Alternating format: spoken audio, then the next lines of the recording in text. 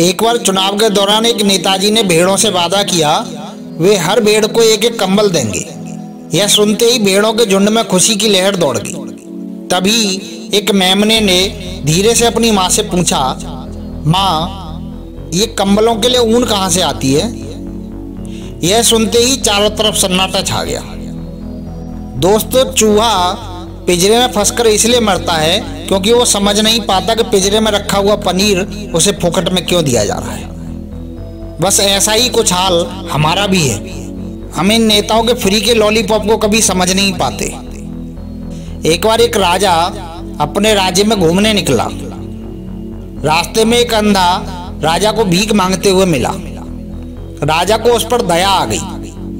राजा ने अपने प्रधानमंत्री से कहा, यह भिक्षुक जन्मांध नहीं है, शरीर से तो हष्टपुष्ट है, यह ठीक हो सकता है, इसको अपने राज्य वैद्य के पास ले चलो। तो राजा के लिए प्रधानमंत्री ने एक सलाह देते हुए कहा, महाराज, मेरी एक सलाह है, आप इस भिक्षुक को राज्य वैद्य के पास ना भेजें। सोचिए महाराज, यह भिक्षुक शरीर से हष्टपुष्ट है।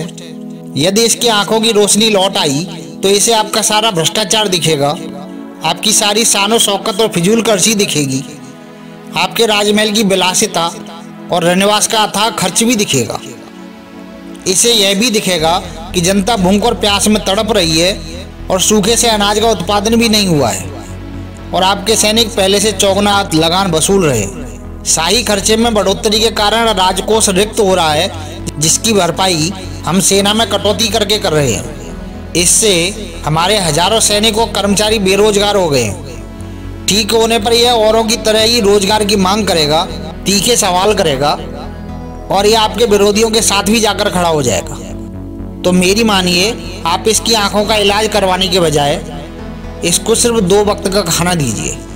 इसे सिर्फ राजमहल में बैठाकर मुफ्त में सुबह और शाम भोजन करवाइए और दिन भर इसे घूमने के लिए छोड़ दीजिए। यह पूरे राज्य में आपका गुणगान करता फिरेगा कि राजा बहुत न्यायी है, बहुत ही दयावान है, बहुत ही परोपकारी है। इस तरह से मुफ्त में खिलाने से आपका संकट कम हो जाएगा और आप लंबे समय तक शासन कर पाएंगे। राजा को प्रधानमंत्री की यह बात समझ में आ गई। वह वापस से अंधे के पास गए और दोनों उसे उठाकर राजमहल ले आए और उसे वहां पर सुबह और शाम फ्री में मुफ्त में भोजन करवाया। अब वह अंधा पूरे राज्य में राजा का गुणगान करता हुआ फिरता है। उसे यह भी नहीं पता कि राजा ने उसके साथ धूर्तता की है, छल किया है।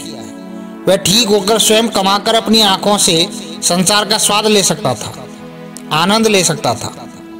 कुछ इसी तरह का छल हमारे नेता भी हमारे साथ करते आए हैं। ये लोग हमें मुफ्त का लालच देते हैं। इन नेताओं ने हमेशा गरीब को गरीब और लाचार को लाचार बनाए रखा। उन्होंने कभी भी आंखों की रोशनी नहीं आने दी, यानी हमें कभी भी शिक्षित और आत्मनिर्भर नहीं होने दिया। क्योंकि अगर हम आत्मनिर्भर हो गए होते तो हम इनका भ्रष्टाचार देख पाते, इनकी फिजूल खर्ची और गुंडागर्दी देख पाते, इनके द्वारा किए गए शोषण और अन्याय देख पाते। लेकिन विडंबना देखिए दोस्तों, हम आज भी अंधे की तरह उनका गुणगान करते हैं और ये नेता उस राजा की तरह आज भी हमको वही मुफ्त में सामान देते हैं। और यह हम भी नहीं सोचते कि यदि हमें शिक्षा और रोजगार सरकारें दे देती तो हमें कभी भी खैरात की जरूरत नहीं होती, हम स्वयं ही सब कुछ खरीद सकते थे। लेकिन हम सभी तो अंधे जो ठहरे, हमें तो केवल मुफ्त की चीजें ही दिखती हैं। सोचिएगा जरूर दोस्तों। चीन के सबसे अमीर व्यक्ति जैकमा कहते हैं कि यदि आप बंदर के सामने केले और बहुत सारे पैसे रखेंगे तो बंदर केले उठाएगा, पैसे नहीं, क्योंकि वह यह नहीं जानता कि पैसों से बहुत सारे केले खरीदे जा सकते हैं। ठीक उसी तरह हमारे देश की जनता निजी स्वार्थ पूरे करने के लिए अपने बच्चों के भविष्य और राष्ट्र की सुरक्षा के साथ समझौता कर रही है। दोस्तों, एक छोटा सा कड़वा सवाल है कि अगर दाऊद इब्राहिम कल को हमें ये कह दे कि आपको सब कुछ फ्री दिया जाएगा, तो क्या आप उसे अपने देश पर शासन करने देंगे? आज का हालात और अपने हमारे निजी स्वार्थों को देख करके ऐसा लगता है यदि वो हमें आज अनाउंस कर दे तो कल हम उसको भी अपने देश का प्रधानमंत्री बना दें। एक बार विचार अवश्य कीजिएगा दोस्तों कि मुफ्त का लॉलीपॉप हमारे लिए कितना महंगा पड़ने वाला है। हमारी हालत तो उस अंधे व्यक्ति की तरह ही है। हम कभी भी उन सरकारों के बारे में सोच ही नहीं पाते जो हमें हमेशा अंधेरे में रखना चाहती हैं और सिर्फ अपनी जेब भरना चाहती हैं और सिर्फ अपने भविष्य के बारे में सोचती हैं। हमें ऐसे नेताओं का चयन करना चाहिए जिनके लिए राष्ट्र सर्वोपरि हो, जिनके लिए समाज सर्वोपरि हो, जो समाज के बारे में सोचते हो, अपने बारे में नहीं। इसलिए दोस्तों, आंखें खोलिए और अपने देश, समाज और अपने बच्चों के भविष्य के बारे में सोचिए कि आने वाले समय में हम उन्हें क्या दे करके जाएंगे। एक बार विचार अवश्य कीजिएगा कि ये फ्री का लॉलीपॉप हमें कितना नुकसानदायक हो सकता है। इसका लाइव एग्जाम्पल आपके सामने एक देश है, वेनेजुएला।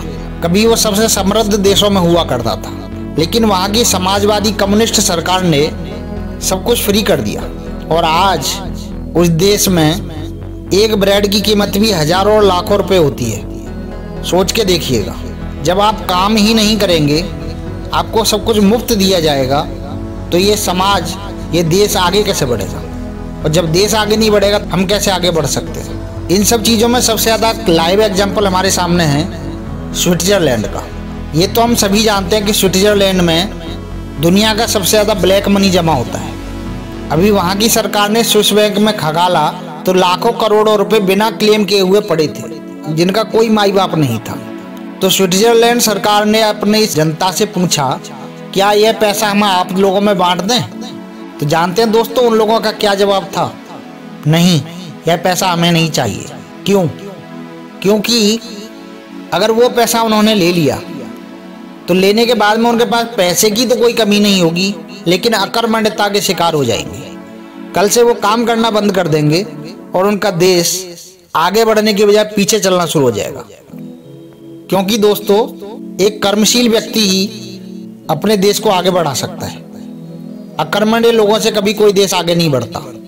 यदि हमेशा हम मुफ्त के चक्कर में रहेंगे कि ये मुझे मुफ्त मिल जाए, ये मुझे मुफ्त मिल जाए, तो हम कभी भी आगे नहीं बढ़ सकते, क्योंकि अपेक्षा इंसान को कमजोर बना देती है। यदि हमें देश को विश्व गुरु बनाना है तो हमें सबसे पहले इस मुफ्त के लालच को अपने अंदर से निकाल फेंकना होगा और हमें ऐसे नेताओं का चुनाव करना होगा जिनके लिए राष्ट्र सर्वोपरि हो, जिनके लिए ये देश सबसे पहले आता हो और वो अपने बारे में ना सोचते हो। अच्छा दोस्तों, अगर मेरी बात आपके दिल में उतर गई हो तो एक बार विचार अवश्य कीजिएगा। हमारी वीडियो आपके लिए कैसी लगी, एक बार अपना विचार अवश्य रखिएगा। अंत में दोस्तों, मस्त रहिए, व्यस्त रहिए और स्वस्थ रहिए। और हाँ दोस्तों, इस फ्री के लॉलीपॉप के चक्कर में मत रहिए। अपने और अपने आने वाली संतानों के बारे में सोचिए, अपने राष्ट्र के बारे में सोचिए। जय हिंद दोस्तों।